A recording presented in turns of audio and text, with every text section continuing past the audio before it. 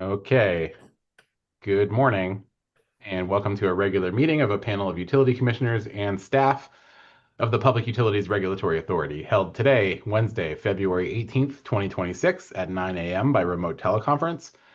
My name is Tom Wheel. I'm the interim chairman of the authority. I'm joined today by my outstanding colleagues, Vice Chairman David Arconti, Interim Commissioner Jan Beecher, Interim Commissioner Holly Cheeseman, and Interim Commissioner Everett Smith.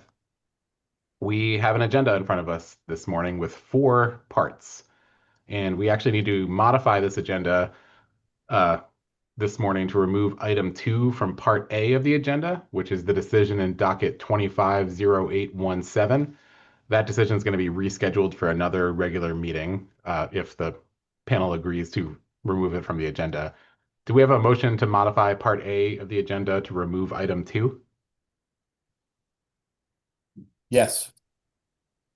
Second.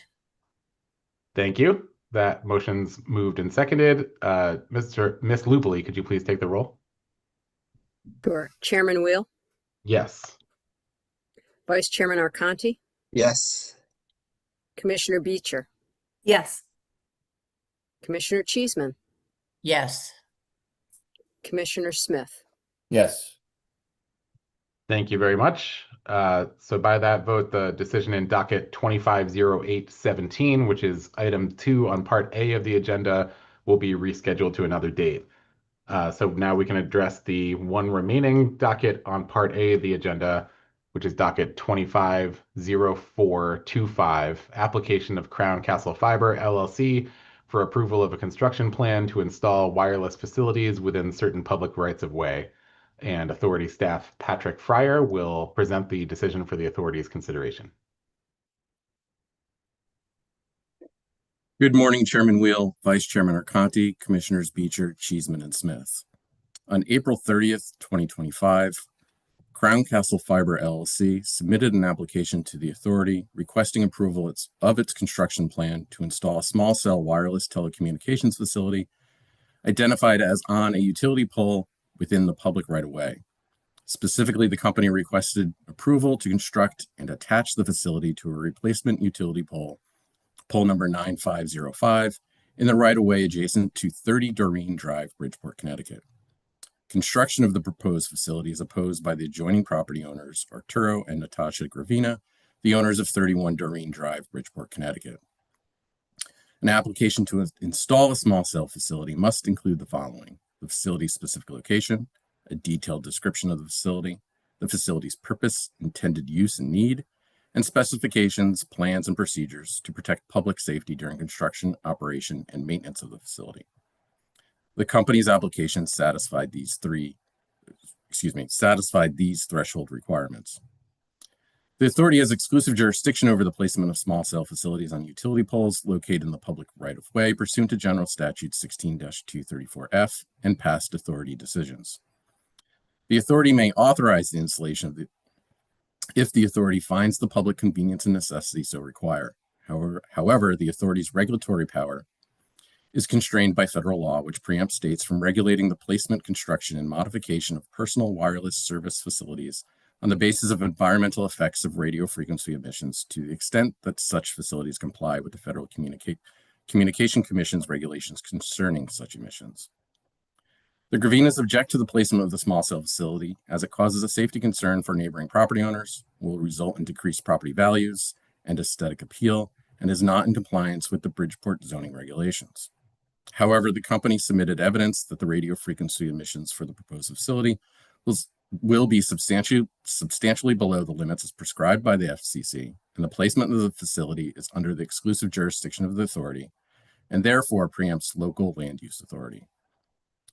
PURA is sympathetic to the Gravina's concerns and greatly appreciates their advocacy and respectful participation in this proceeding. However, PURA simply does not possess the legal authority to deny the application in this instance. The authority finds that the company submitted a complete application in compliance with Connecticut agency regulations. Additionally, the company demonstrated that the radio frequency emissions from the facility will comply with the applicable FCC regulations, and the selection of pole number 9505 was reasonable and prudent based on the evidence presented. Consequently, the authority finds that the convenience and necessity permits the authority to approve construction of the facility in accordance with General Statute 16-234F with certain conditions delineated in the decision. I respectfully recommend the authority's adoption of this decision. Thank you for your time and consideration. Thank you very much, Attorney Breyer. Is there a motion to adopt item 1 and part A of the agenda? I move we adopt item 1 on part A of the agenda, Mr. Chairman. I'll second. Thank you. That item has been regularly moved and seconded. And Ms. Lupoli, could you please take the roll? Chairman Wheel, Yes. Vice Chairman Arconti, Yes. Commissioner Beecher, Yes. Commissioner Cheeseman, Yes. Commissioner Smith. Yes. Thank you very much. That decision has been adopted. Moving on to part B of the agenda, which is a consent calendar of proposed final decisions and motion rulings in 9 dockets. Is there a motion to adopt items 1 through 9 in part B? So moved. Second. Thank you. Items 1 through 9 on part B of the agenda have been regularly moved and seconded. Ms. Lupoli, could you please take the roll? Chairman Wheel, Yes. Vice Chairman Arconti, Yes. Commissioner Beecher, Yes. Commissioner Cheeseman, Yes. Commissioner Smith. Yes. Thank you very much. Items 1 through 9 have been adopted. Moving right along to part C of the agenda, which is a consent calendar for the appointment of presiding officers, also in 9 proceedings, although 9 different proceedings. Is there a motion as to items 1 through 9 in part C? So moved. Second. Thank you. Those have been moved and seconded. And Ms. Lupoli, could you please take the roll? Chairman Wheel, Yes. Vice Chairman Arconti, Yes. Commissioner Beecher, Yes. Commissioner Cheeseman, Yes. Commissioner Smith. Yes. Thank you. The panels assigned to items 1 through 9 have designated a presiding officer for those dockets.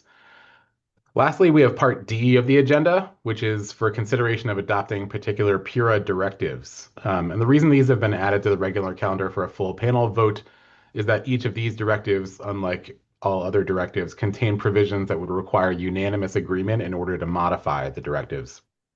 So I will introduce each of these directives and then call for motions individually. First, we have Directive 2.5, which is the procedure for motion rulings. This directive generally describes the process through which either the presiding officer or the panel assigned to a docket rules on motions. It's essentially the formal adoption of the process that was initially put in place by the vice chairman last fall.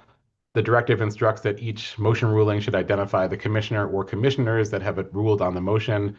The directive also instructs that motion rulings issued by the presiding officer allow parties, interveners, or participants to seek full panel review. Again, the directive would require unanimous consent from all utility commissioners for any modification in the future. Is there a motion to adopt this directive? So moved. I'll second. Thank you. That has been moved and seconded. Ms. Lupoli, could you please take the roll? Chairman Wheel, Yes. Vice Chairman Arconti, Yes. Commissioner Beecher, Yes. Commissioner Cheeseman, Yes. Commissioner Smith. Yes. Thank you. That Directive 2.5 has been adopted by unanimous vote of the utility commissioners. Moving on to item 2 of part D of the agenda, which is Directive 2.6 for designation of presiding officer. This directive describes the role of the presiding officer and the process through which the presiding officer is designated. Again, this is a formal adoption of the process we have already been using for several months now. In fact, we just went through it on part C of today's agenda. Again, this directive would also require unanimous consent from all utility commissioners for any future modification. Is there a motion to adopt this directive? So moved. Second. Thank you. The motion's been moved and seconded. Ms. Lupoli, could you please take the roll? Chairman Wheel, Yes.